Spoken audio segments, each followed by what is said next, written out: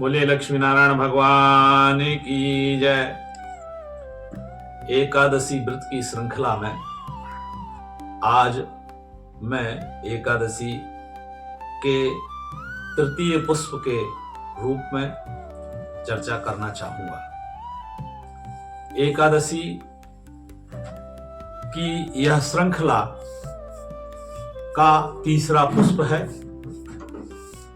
मार्गशीर्ष शुक्ल पक्ष की एकादशी को मोक्षा एकादशी अथवा मोक्षदा एकादशी के नाम से जाना जाता है। एकादशी का व्रत करने के पूर्व प्रत्येक एकादशी में उपासक को, व्रती को संकल्प लेते हुए इस मंत्र का उच्चारण करना है। एकादश्याम निराहारः स्थित्वाहिनी परेह्ययम् भोक्ष्यामि पुंडरीकाक्ष शरणम मे भवाच्युत। अर्थात हे अच्युत विष्णु भगवान, मैं एकादशी को निराहार रह करके आपकी उपासना करना चाहता हूं, आपको भजता हूं, आप मुझे अपनी शरण में ले लीजिए। इस प्रकार से संकल्प लेकर के और एकादशी का व्रत प्रारंभ करना चाहिए। तो मार्गशीर्ष शुक्ल पक्ष की एकादशी, जो मोक्षा एकादशी के नाम से जानी जाती है, उसके संबंध में पद्म पुराण में तथा अन्य पुराणों में भी वर्णन मिलता है। युधिष्ठिर और श्री कृष्ण के प्रसंग में मोक्षदा एकादशी का प्रसंग उल्लिखित है। युधिष्ठिर भगवान श्री कृष्ण से बोले कि हे प्रभु,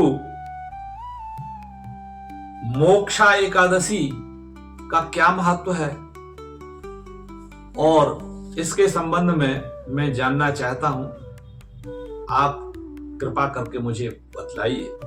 तब भगवान श्री कृष्ण ने कहा, इस मोक्षदा एकादशी का व्रत रखने से अश्वमेध यज्ञ के बराबर और वाजपेय यज्ञ के बराबर फल की प्राप्ति होती है। इससे पितरों को मोक्ष की प्राप्ति होती है। जिसके पितर दुर्गति को प्राप्त हुए हैं, इस व्रत के करने से उसके पितरों को मोक्ष अवश्य मिलता है। एक प्रसंग आता है, वैखानस नाम का राजा चंपक नाम की नगरी में रहता था। वह स्वप्न में एक दिन देखता है कि उसके पितर नीचे गिर रहे हैं, नरक में गिरे हुए हैं और वो चिल्ला रहे हैं, हे पुत्र मेरी रक्षा करो, मेरा उद्धार करो। तब वह वैखानस राजा दूसरे दिन विद्वानों की सभा का आयोजन करता है और विद्वान ब्राह्मणों से अपने स्वप्न के बारे में सुनाता है और उनसे उपाय पूछता है। तब विद्वानों की सभा ने एक निर्णय दिया कि हे राजन, आपके ये पूर्वज हैं, इनको दुर्गति से बचाना है, इनका नरक से उद्धार करना है, इनका आपको मोक्ष करना है, तो आप मोक्षदा एकादशी का व्रत करिए। विधि विधान से उसका भगवान विष्णु का व्रत करते हुए, भगवान विष्णु का पूजन करते हुए और पारण कीजिए। इस मोक्षदा एकादशी से निश्चय ही आपके पितरों का उद्धार होगा। तब राजा ने विधिवत संकल्प लेकर के एकादशी का व्रत किया, भगवान विष्णु की उपासना की और तदनुसार उसके पितरों का उद्धार हुआ। तब पितरों ने प्रसन्न होकर के राजा को आशीर्वाद दिया कि हे पुत्र, तेरे माध्यम से हमारा उद्धार हुआ है, इसलिए तुम धन धान्य और समृद्धि से युक्त रहोगे, तुम्हारा यश विस्तार होगा, अनेक प्रकार की कीर्ति तुम्हें प्राप्त होगी, तुम धन्य हो।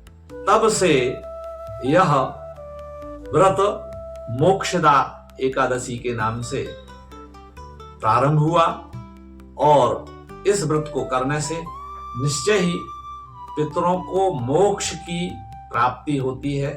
अनेक प्रकार के यज्ञों का फल इस एकादशी के व्रत से मिलता है। भगवान विष्णु की कृपा प्राप्त होती है और उसका वंशधर, जिस वंश में उस एकादशी के व्रत करने वाले व्रती ने जन्म लिया है, वह समूचा वंश कल्याण का भागी होता है, यश कीर्ति का, समृद्धि का भागी होता है। अतः एकादशी, मोक्षदा एकादशी का व्रत हम सबको करना चाहिए। इससे भगवान विष्णु की कृपा हमें प्राप्त होती है। इस व्रत को निरंतर करना चाहिए और अंत में भगवान विष्णु से प्रार्थना करना चाहिए, न धर्मनिष्ठोऽस्मि न चात्मवेदी न भक्तिमत्त्वच्चरणारविन्दे अकिञ्चनोऽनन्यगतिः शरण्यं त्वत्पादमूलं शरणं प्रपद्ये।